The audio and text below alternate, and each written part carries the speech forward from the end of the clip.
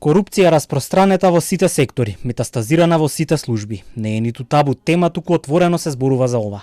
Инспектори под влијание има во сите инспекцијски служби, признаваат од инспекцијскиот совет, со надеж дека дигиталните алатки ќе помогнат барем малку да се сузбие проблемот.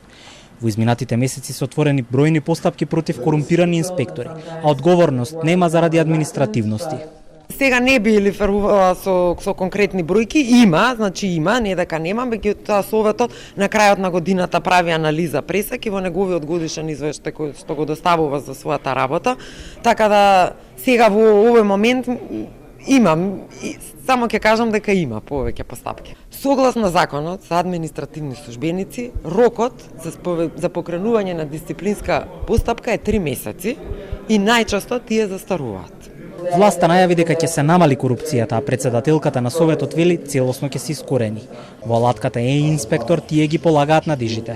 Сега истата е на самиот почеток, а со целосна динамика ќе профункционира дури во 2024 година. Преку овој систем, кога инспекторот ќе оди и ќе го врши надзорот електронски и кога записникот и решенијата ќе ги даде во реално време, ќе нема можност доколку работи на системот и ќе нема можност да оди во канцеларија и да го менува записникот согласно некои интервенции и јавување. Со ова во реално време и инспекцијскиот совет и директорот на инспекторатот ќе знаат во секое време каде е тој инспектор, каде врши надзор и што прави, значи преку тој систем е инспектор. За сега 3 инспекцијски служби се вмрежени во системот, а тоа се Државниот пазарен инспекторат, Државниот инспекторат за труд и Државниот управен инспекторат.